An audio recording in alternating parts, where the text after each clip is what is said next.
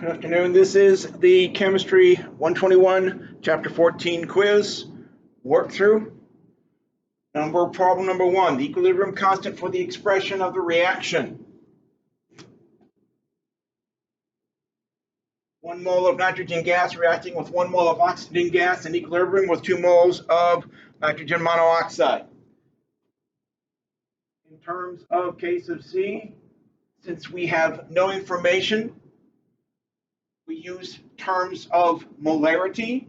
It's the concentration of NO squared, concentration of products raised to their coefficient, divided by concentration of reactants raised to their coefficient. So N2 times O2. So the answer here is D. Number 2. A reaction with an equilibrium constant K sub C of 1.5 times 10 to the 21. Which statement would be consistent at equilibrium? Do we have approximately equal reactants and products? Some reactants and products with reactants slightly favored, some reactants and products with products slightly favored, essentially all reactants, essentially all products. Again, we have little a big A plus little b big B in equilibrium with little c big C plus little d big D. We would write the equilibrium expression in terms of concentration, little c raised to the exponent of big C raised to the exponent of little c, big D raised to the exponent of little d, big A raised to the exponent of little a, big B raised to the exponent of little b. K is a measure of, in some respects, how far the reaction proceeds from left to right. If K sub C is an extraordinarily large number, that means that we have such a big number on top, huge, very, very, very, very small. Since A and B are our reactants, this means that there is very, very, very, very, very little amounts of A and B left before this reaches equilibrium. That says that the reaction goes extraordinarily far to the right.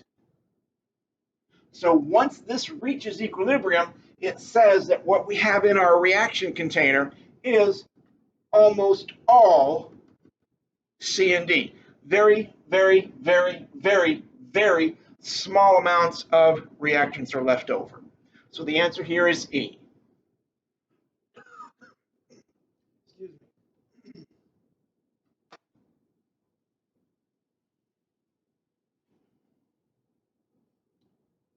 Number 3, consider the following. Sorry. Come on. Consider the following reaction equilibria.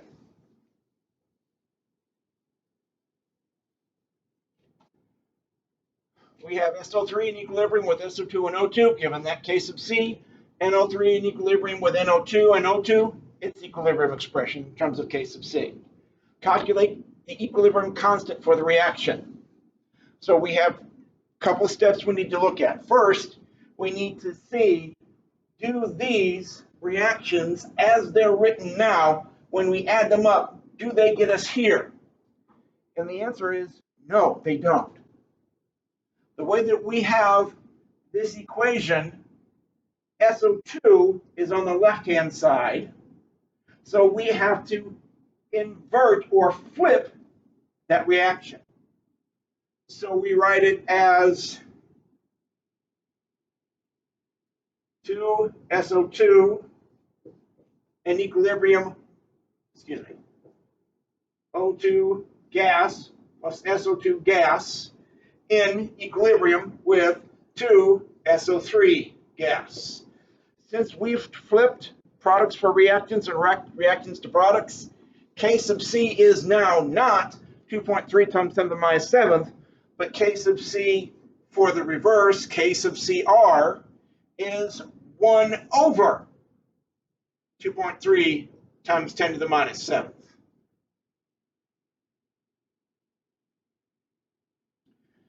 We have O2, we have SO, let me see. We have SO2 on the left-hand side. So we had to invert this. Do we have, what do we do here? To get NO3, we have 2 NO3. We don't have 1 NO3. So we need to multiply everything here by 1/2.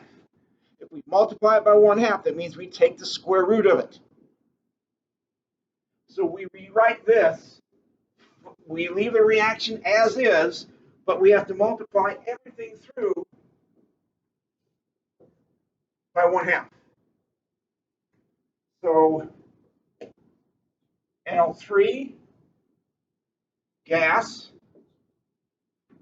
in equilibrium with NO2, gas, plus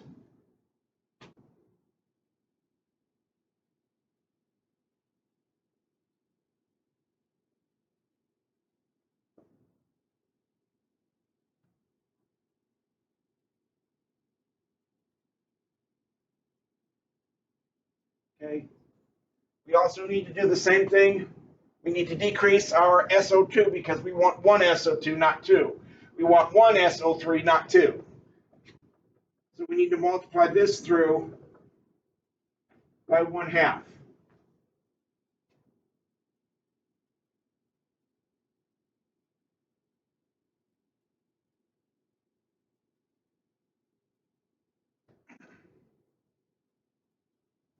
So when we add these together, the 1/2 O2 is canceled. We have 1 SO2 plus 1 NO3, giving us 1 NO3 plus 1 NO2. The K sub C here for this equation is 1.4 times 10 to the minus 3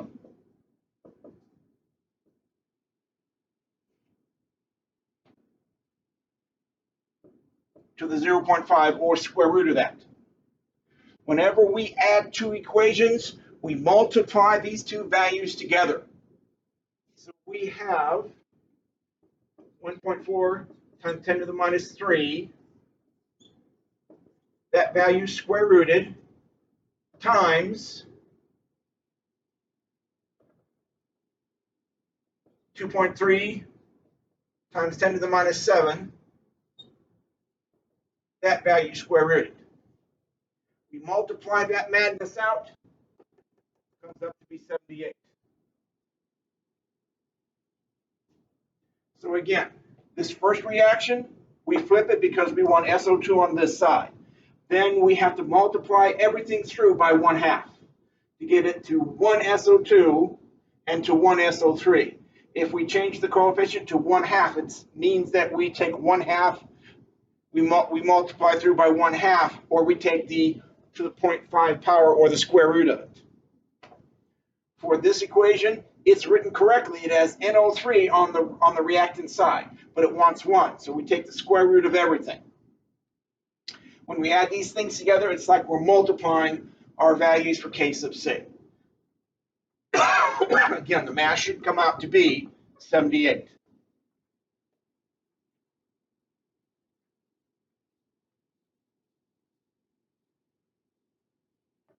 Number 4.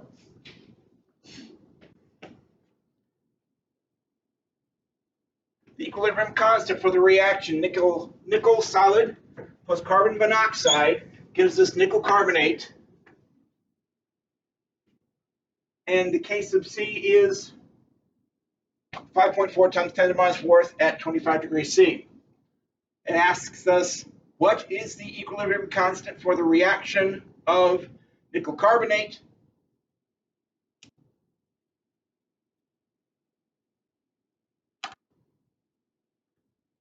in equilibrium with nickel solid and carbon monoxide? Again, what do we do? What do we have to do with this to get this? we are flipping the equation. K sub C for the forward reaction is 5.0 excuse me, times 10 to the fourth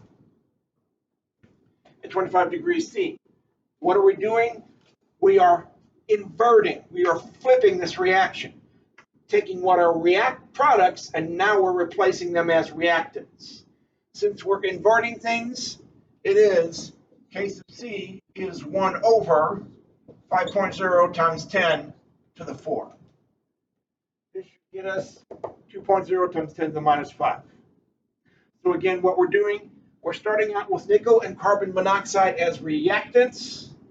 Here, nickel and carbon monoxide are products. So we're flipping this reaction.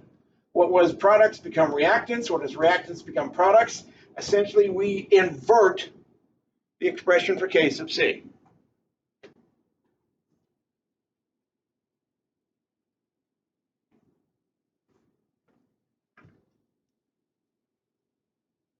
Number 5, K sub P for the reaction. CO2 plus carbon produces 2CO. Is 1.47 at 727 degrees C. Calculate K sub C in this temperature.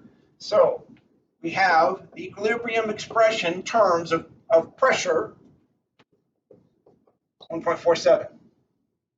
It's asking us to calculate K sub C. What is the relationship between K sub P and K sub C? K sub P is equal to K sub C times RT to the delta N. R is the universal gas constant, 0.0821 liters, atmospheres, moles, Kelvin. Do we know the temperature? Yes, 727 degrees C, but that needs to be in degrees Kelvin. So it's 727 plus 273, 0,000.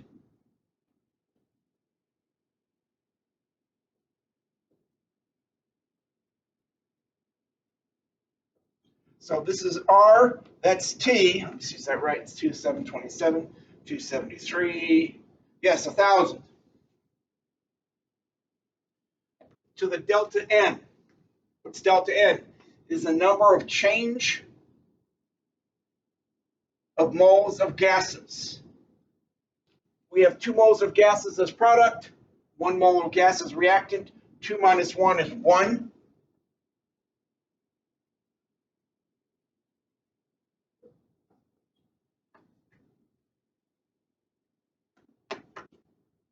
So we have 1.47 is equal to K sub C times 0.0821 times 1,000 raised to the 1 power. Solving this out, K sub C is 0.0179. Again, relationship between K sub P and K sub C. K sub P is equal to K sub C times RT raised to the delta N.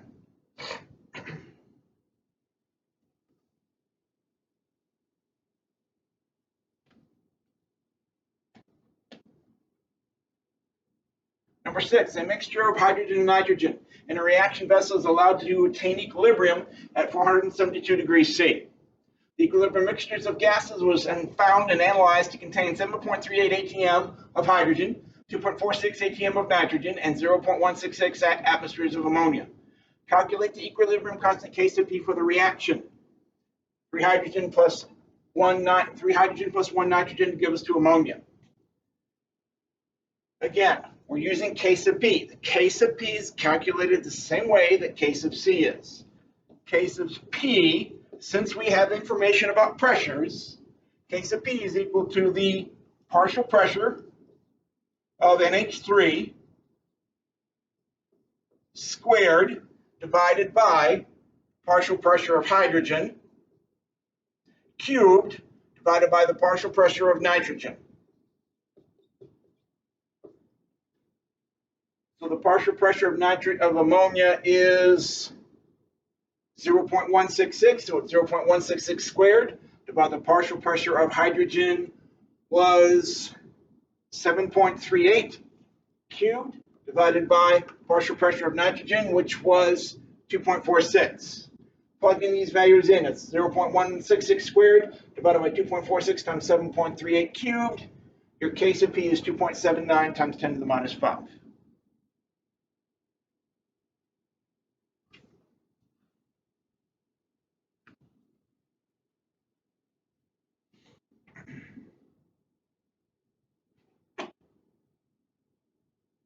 Number 7, consider the reaction.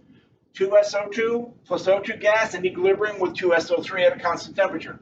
Initially, a container is filled with pure SO3 at a pressure of 2 atm, after which the equilibrium is reached. If Y is the partial pressure of O2 at equilibrium, then the value of K sub P is, well, if we look at the initial equation, we write K sub P, concentration of products raised to their coefficients. So this is FOC SO3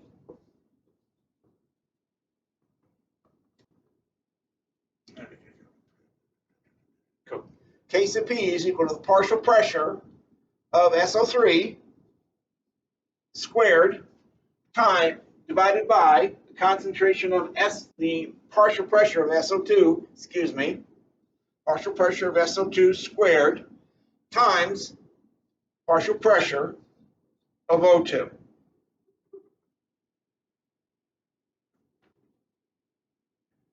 We have information about our initial condition. Initially,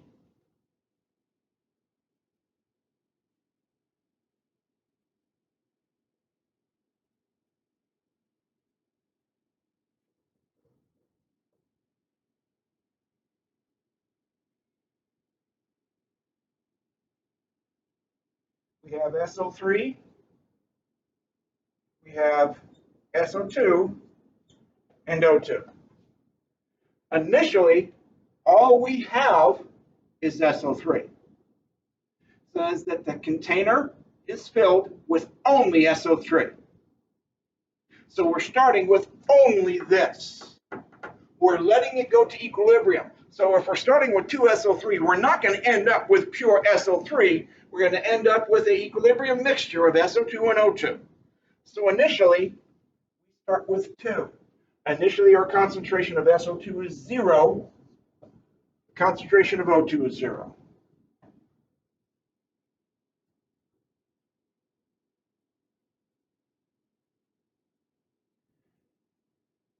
If we let the amount of oxygen being produced, because it says the partial pressure at O2, if the value Y is the partial pressure of O2 at equilibrium, based on our equation, if Y is this partial pressure, if we produce Y for 1 of O2 from the coefficients, how many SO2 do we produce? We produce 2Y for every 1 because that's what this mole ratio equation says. So we produce 2Y.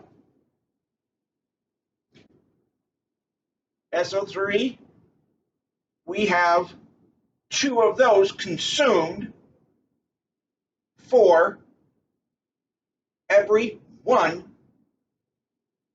of O2 produced. So it is 2 minus 2Y. So at equilibrium, it's equal to the partial pressure squared. So it's 2 minus 2Y squared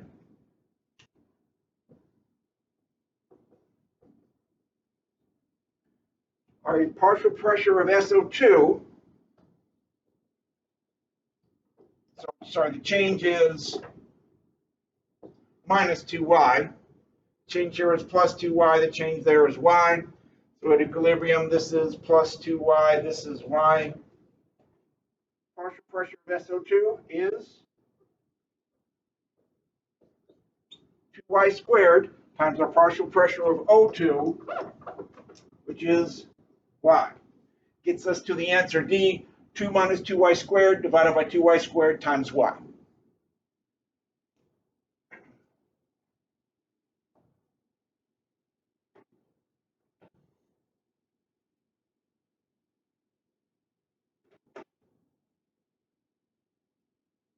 Number 8.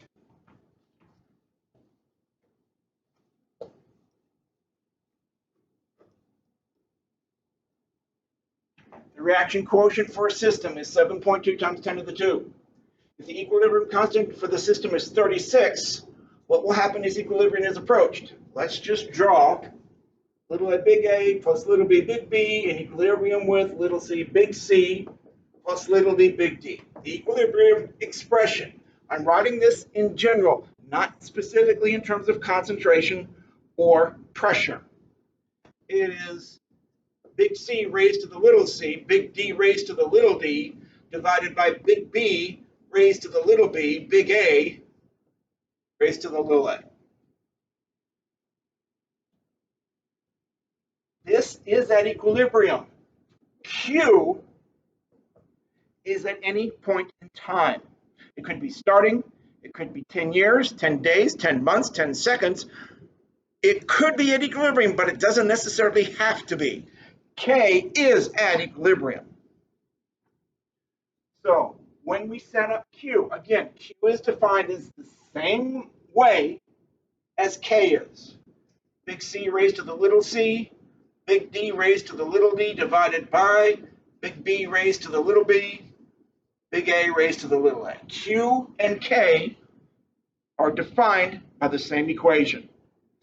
K is at equilibrium. Q, anytime.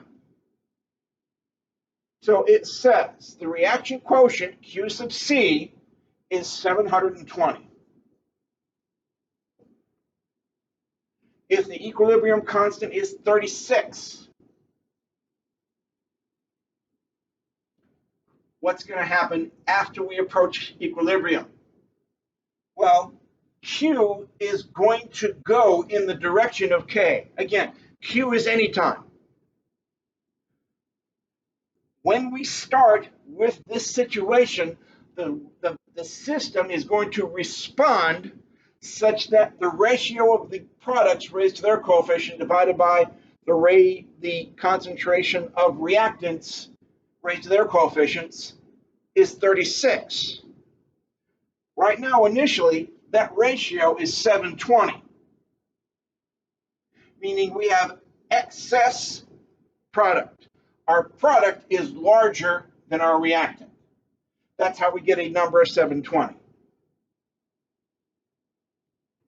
To get to equilibrium, to get a smaller value, the C raised to C, D raised to D value has to decrease. And B raised to big B, A raised to big A, big A raised to little a, so to go from Q to K, this value has to decrease. This value has to increase. So in terms of this reaction, if big C and big D have to decrease, we have to have a shift to our reactants. Therefore, there will be a net gain in your reactants. Again, understanding what Q means, and then understanding how mathematically these changes have to reach this value and what that means in terms of concentration of reactants and products.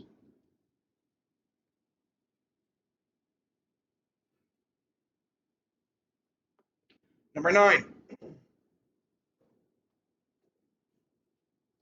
Nitric oxide is an important pollutant in the air. It's formed from the elements nitrogen and oxygen at very high temperatures, such as those obtained when gasoline burns in an automobile engine. At 2000 degrees C, the reaction N2 plus O2 is 2NO is 0.01. Predict the direction in which the system will move to reach equilibrium at 2000 degrees C if 0.4 moles of N2, 0.1 moles of O2, and 0.08 moles of NO are placed in 1 liter container. So equilibrium, the value is 0.01. Q sub C,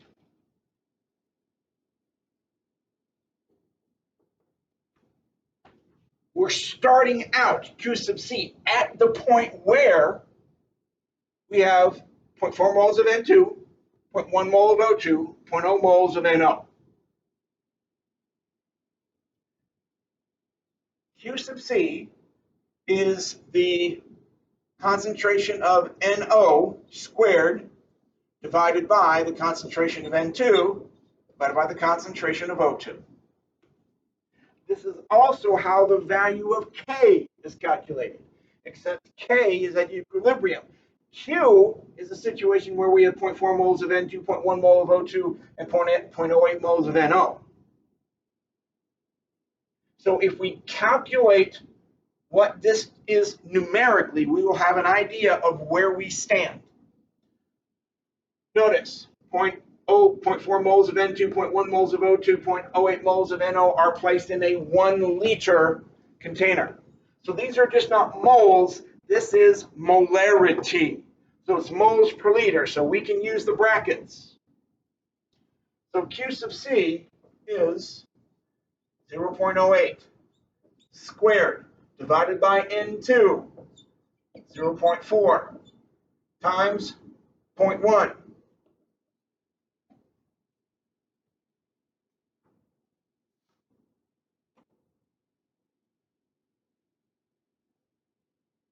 So this is 0.08 squared, that's 0.0064 divided by 0.4 times 0.1.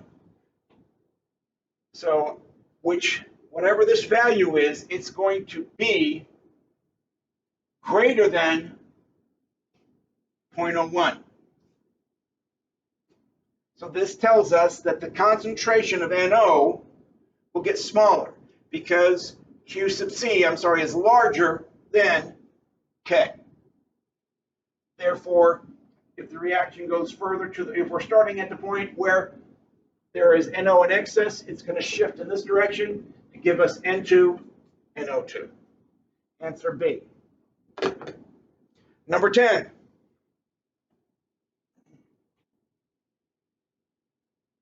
Given the equation 2A is in equilibrium with 2B and C at a particular temperature, the K for the reaction, as written going from left to right, is 1.6 times 10 to the fourth. If we run it at a higher temperature, so 2A being converted to 2B plus C at a higher temperature, says we get equilibrium of 1.8 times 10 to the minus 5. So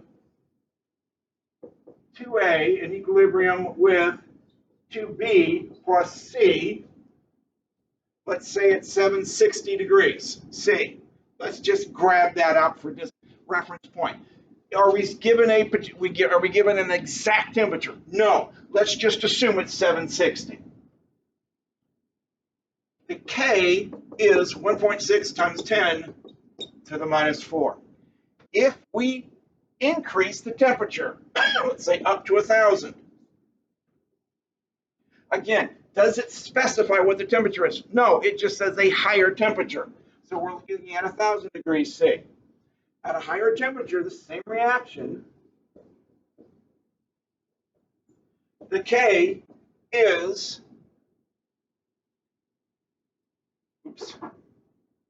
1.8 times 10 to the minus 5.